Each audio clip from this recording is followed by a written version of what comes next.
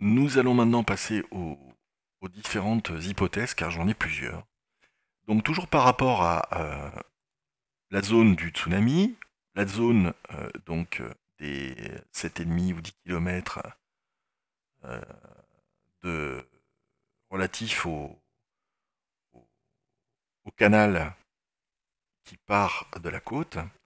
Donc en fin de compte, vous voyez que je suis parti de l'hypothèse que les canaux actuels seraient à l'emplacement des canaux antiques, des canaux de la ville d'Atlantis, puisque le terrain ne bouge pas autant que ça. Donc j'ai trois hypothèses. La première hypothèse, ce serait... alors il y a une hypothèse de la plaine, une hypothèse liée plus aux canaux, et une hypothèse liée plus à une colline ou un, un élément géologique un peu plus escarpé, en hauteur. Voilà les trois éléments, pourquoi il y a trois thèses en fin de compte, mais qui sont toutes dans cette zone verte que vous pouvez voir. Donc le premier, c'est dans une zone qui s'appelle, un lieu-dit qui s'appelle Atalaya. C'est assez d'ailleurs étonnant. Atalaya, c'est le nom d'une ville qui est près de Badajoz, mais vous voyez bien que dans Atalaya, en gros, il y a Atal, hein, donc Atal, si on fait les permutations des deux lettres, c'est Atla. Donc, en linguistique, ça a un nom, hein, c'est-à-dire que souvent les gens, quand ils confondent, quand ils parlent de quelque chose, ça leur arrive souvent d'intervertir des lettres. Ça a un nom en linguistique dont je ne me rappelle plus, mais ça existe. Donc, Atal, Atla, Atlaïa, donc je ne sais pas si la personne est originaire de Badajoz, mais en tout cas, il y a une ferme, un lieu-dit qui s'appelle La Atalaya, avec une ferme, El Cortijo de Atalaya. Et donc, si on met le canal principal qui devait partir avec une grande embouchure, comme on l'a vu sur la carte, le papyrus avec les deux collines, on voit qu'il y a les deux collines ici qui sont à 30 mètres de chaque côté. Et ici, on a un canal qui existe encore et qui est utilisé, hein, qui se fraye un chemin et qui arrive jusqu'à une île Atlantis. Et on aurait, ça c'est à l'échelle, hein, donc c'est l'île d'Atlantis avec ses canaux à l'échelle de 5 km qui pourrait se situer ici. Alors vous voyez qu'en plus, par rapport aux dessins qui ont été trouvés par le professeur Diaz Montechano avec le fameux trident, bon, on retrouve, il y a un canal qui montrait du sud, un autre du nord. Hein, vous voyez, on retrouve donc la configuration. Une partie d'ailleurs de ce canal pourrait servir de repère. Et ça, c'est donc la thèse, en fin de compte, d'une localisation de l'Atlantis à cet endroit-là, qui serait complètement en plaine, donc, et qui aurait donc été submergé de ce fait parce qu'un tsunami de plusieurs dizaines, d'une dizaine de mètres avec un maintien de 5 mètres au-dessus du niveau actuel euh, de la mer, on imagine bien qu'un arrivant, le tsunami arrivant par l'ouest a dû s'engouffrer et être augmenté, amplifié par cette localisation et qu'il a dû bien évidemment occasionner un cataclysme, une catastrophe abominable. Les gens n'ont pas, à mon avis, n'ont rien pu faire. Ça devait être terrible. Surtout vu la vitesse. Vous voyez la première hypothèse, l'hypothèse d'Atalia. La deuxième, c'est sur un lieu qui s'appelle Las Mesas. Donc vous voyez que le canal bah, il se prolonge, donc pourquoi ne pas le prolonger, et qui correspondrait à une avancée. Alors c'est difficile de trouver une ville circulaire, mais par contre en revanche par rapport aux canaux qui s'y trouvent, on peut et la configuration des champs, on peut retrouver une configuration possible circulaire, sauf que par rapport à l'avancée de la colline, ça va être difficile de fermer les canaux en cercle à cet endroit-là. En revanche, par rapport à la présence des canaux, euh, cette ville semble effectivement, ce lieu semble potentiellement effectivement correspondre à une possible localisation d'Atlantis. Donc c'est la thèse de Las Mesas. Et la dernière, qui repose essentiellement aussi sur la géologie et sur la présence d'une espèce de montagne, de colline, plutôt circulaire, assez symétrique, euh, qui se situe au lieu-dit Quadrado. C'est-à-dire ici, alors je vous ai mis les courbes de niveau pour construire la colline. Alors vous voyez que déjà le canal de Pérez, de Reles entoure quasiment la ville, donc ferait déjà un anneau qui correspondrait à... Vous voyez, ça en fait une... c'est assez troublant. Et vous voyez que quand vous tracez les autres courbes de niveau, eh bien, ça fait une colline qui est extrêmement symétrique, qui a peut-être pu bouger avec les tremblements de terre, parce qu'il y en a quelques-uns, mais bon, avec cette excroissance. On retrouve aussi un endroit où il y a pu y avoir la possibilité de faire passer une ancienne branche de ce canal tout autour. Donc ici, il y a on retrouve sur les cartes et sur Google Earth cette possibilité. Et puis, vous voyez que le canal principal qui vient d'ouest vient quasiment jusqu'au bord de la ville, avec la ville qui aurait eu un canal qui a été vers le sud et qui rattrapait le cours principal de ce canal qui vient quasiment en ligne droite. Et alors le canal de la première partie de la ville aurait pu être fait sur une des courbes de niveau. Hein, c'est ce qu'on retrouve, vous voyez. Le premier canal pourrait être ici.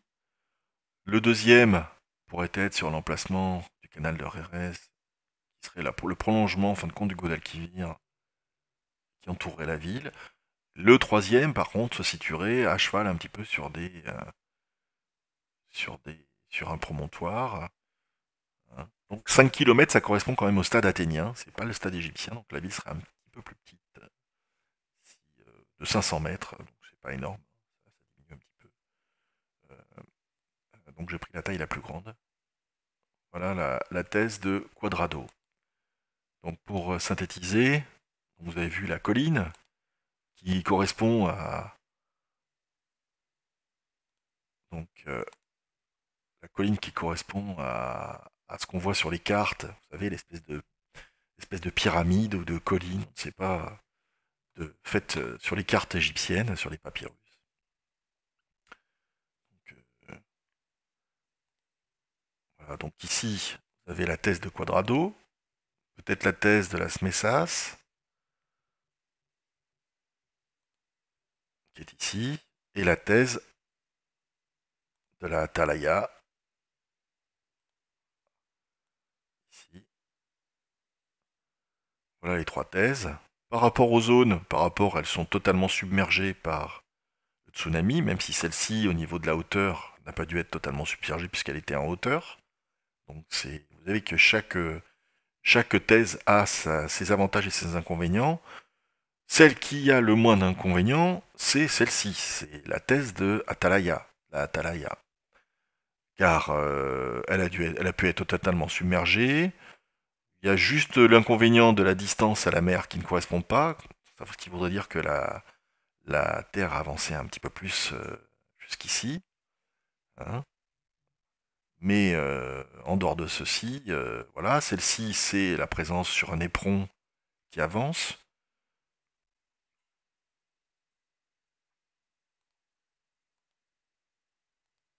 Donc voilà les trois thèses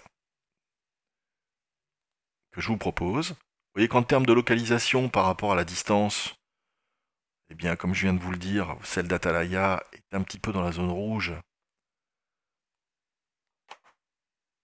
Mais de l'autre côté, si la Terre avançait légèrement, je ne suis pas très sûr en fin de compte de la distance à laquelle était située la côte antique, eh bien, on peut, ça ne change pas énormément. C'est-à-dire que la première zone pourrait être ici.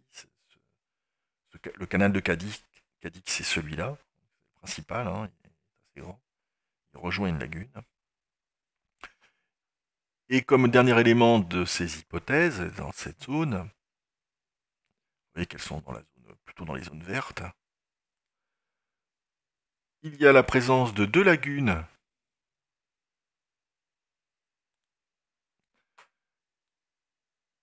qui sont ici. Les deux lagunes, vous savez, les deux, alors il y en a même trois aujourd'hui. Alors, je sais pas, il y en a une qui est en hauteur.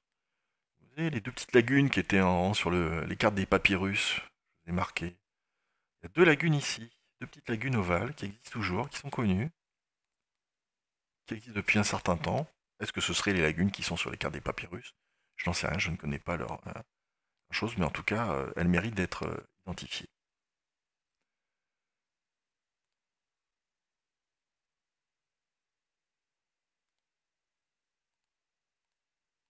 Voilà pour les thèses que je soutiens, les 12-17.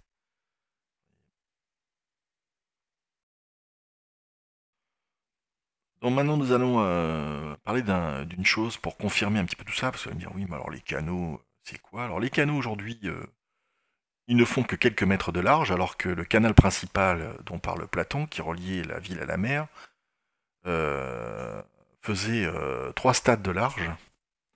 3 stades de large, entre 150 mètres le stade égyptien et 187 le stade athénien. Ça vous fait un canal qui est large de 400 à 600 mètres, quoi, globalement. Alors si vous prenez par exemple l'hypothèse de Quadrado, hein, et que vous regardez le profil du canal d'aujourd'hui,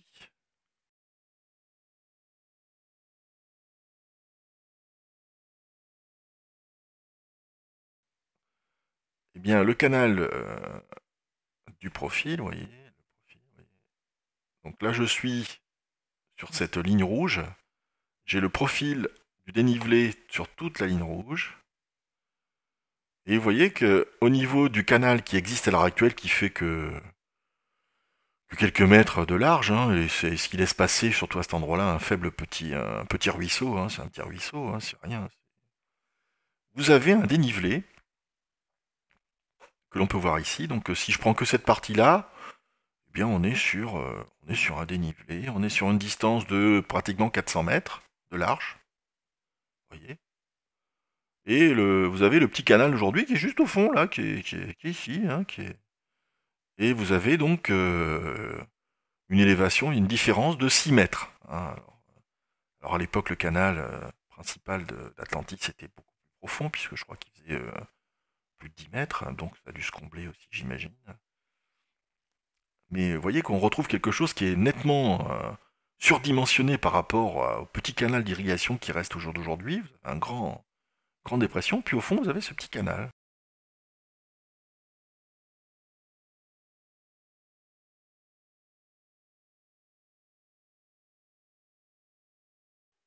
On regarde le profil, je suis sur ce profil-là, de Quadrado. Vous retrouvez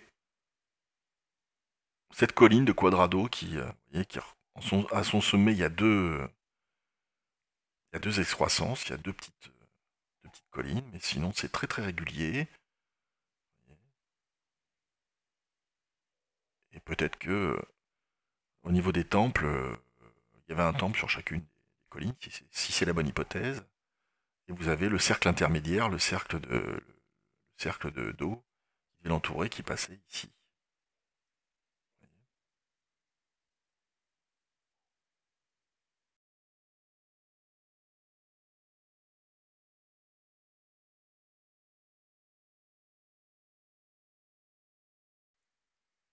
Dans l'autre sens, c'est encore plus clair. Quand je le fais dans l'autre sens, j'ai en fin de compte le profil qui est extrêmement symétrique de Quadrado. Alors, vous voyez l'emplacement. Je suis ici, je suis dans le creux où devait passer éventuellement le canal principal. Et donc, quand je marque une zone comme ceci, ça la marque en. Et donc, ça ne correspond pas tout à fait, mais on n'en est pas loin. Ici aussi, ça fait des zones de 600 mètres, et c'est au pied de cette colline. Alors, il y a des canaux qui partent de cette colline et qui descendent, comme l'indique Platon. Des canaux qui sont verts, donc je me demande même s'il n'y a pas des sources qui sont en haut, parce que ces canaux semblent verts alors que la zone a l'air d'être très sèche. Donc est-ce qu'il y aurait des sources qui partiraient d'en haut, du haut de cette colline? Et vous avez tout un tas de petits canaux temporaires qui drainent, qui redescendent vers ces canaux d'irrigation qui sont au pied de la colline. Donc vous voyez, regardez la configuration, c'est assez étonnant. Alors, en termes de profil, on peut regarder Las Mesas. Alors, l'arrivée du canal à Las Mesas, c'est le canal,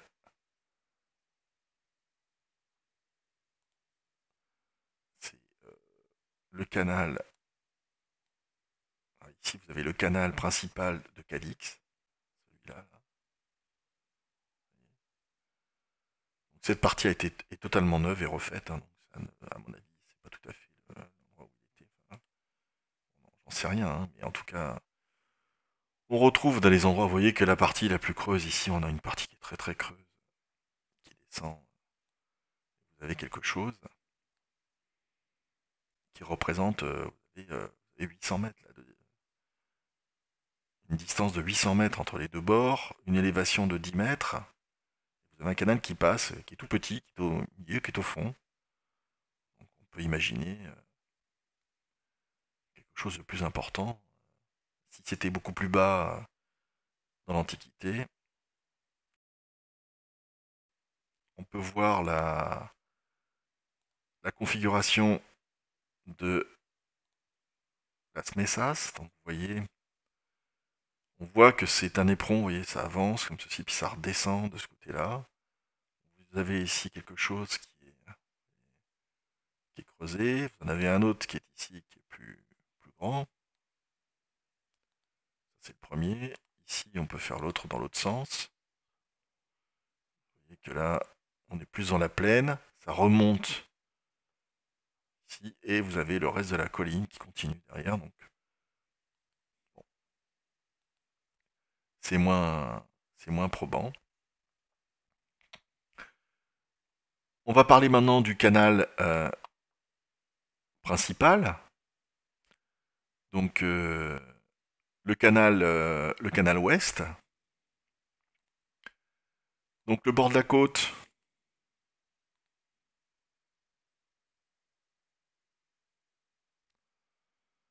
C'est assez étonnant de voir qu'il y a ce genre de dépression sur 400, presque 500 mètres, donc j'avais dit entre 400 et 600 pour le canal principal qui partait d'Atlantis vers la mer. Euh, donc vous voyez que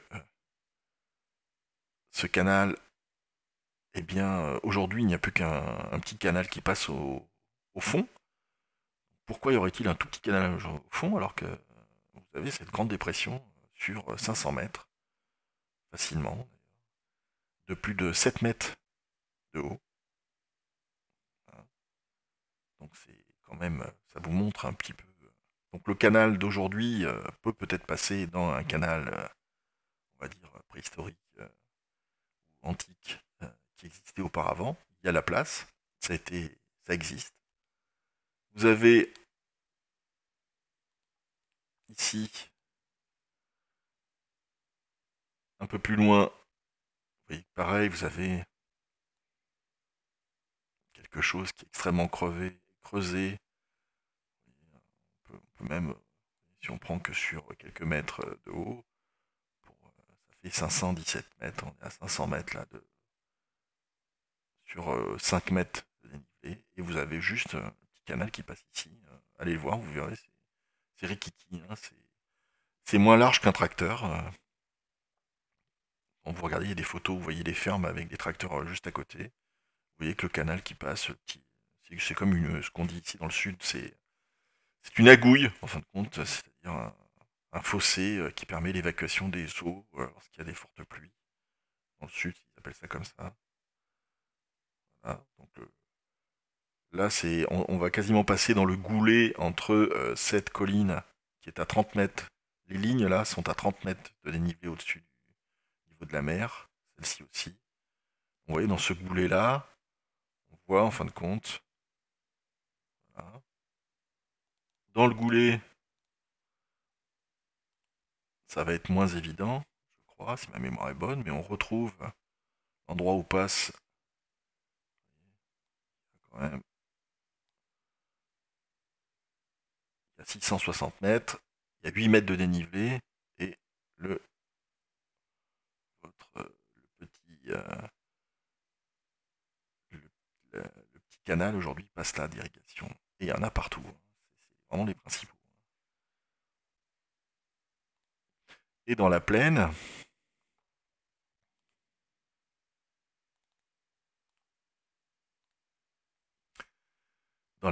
on retrouve à l'emplacement du passage le canal qui s'enfoncerait jusqu'au centre de la ville, se retrouverait ici.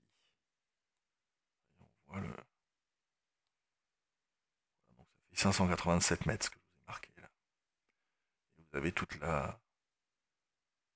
Donc là, ce qui fait que l'Atlantis serait vraiment au fond de cette cuvette entourée, cette hypothèse entourée de collines, donc, et aurait dû être donc totalement submergée. On imagine que de l'eau qui arrive avec une telle puissance, une telle hauteur, et qui arrive dans une plaine, vous êtes dans le creux, en fin de compte, avec un canal qui déverse, qui vient déverser donc le surplus d'eau, vous allez submerger toute cette partie, même si ça va plus loin, si ça va jusqu'à 17 km, vous imaginez un petit peu la puissance de la chose, ça a dû totalement tout ravager. Alors, il faut aussi mentionner le canal sud. Donc, vous avez un canal sud.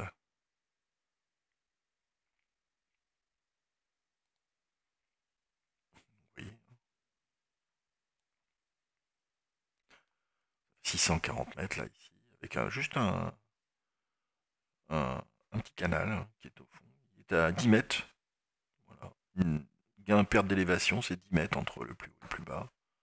Vous avez 10 mètres ici. Donc vous avez 5 mètres de profondeur à peu près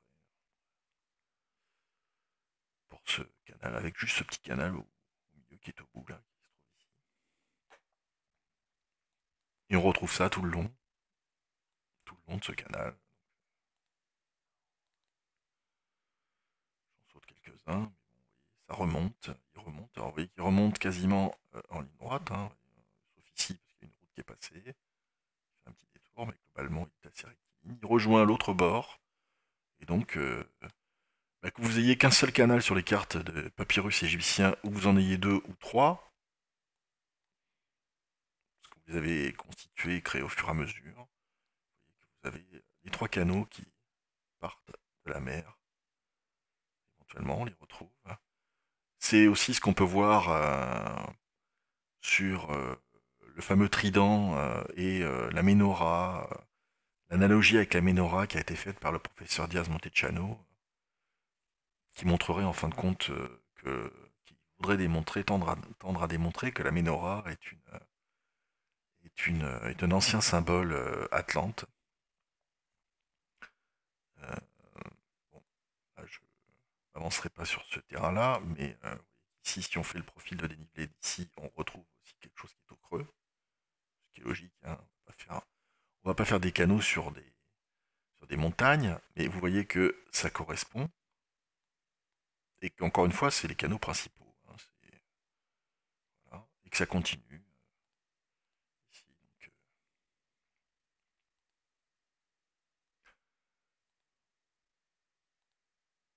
si vous faites toutes les mesures, je vous laisserai le faire, ça continue.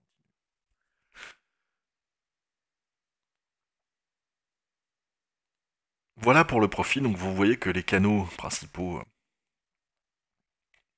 sont là, et que ces hypothèses, eh bien, il n'y a plus qu'à les vérifier, et à voir si en fin de compte, par des sondages peut-être, au départ, s'il y a je ne sais combien de mètres de profondeur, eh bien, il y a des vestiges qui existent. Mais ce sont les trois emplacements dans une zone qui semble convenir, une zone de plaine, une colline, ou bien des canaux très, très fournis. Euh, et à mon avis, l'Atlantis n'est pas loin. Donc, messieurs les archéologues, eh bien, je crois qu'il y a pas mal de travail à faire. Et si vous voulez devenir célèbre, eh bien, libre à vous. Merci de votre attention. J'espère que vous avez été intéressé par tous ces éléments. Et eh bien, si ça vous intéresse ou si vous voulez me laisser un commentaire, n'hésitez pas. Merci. votre attention. Au revoir.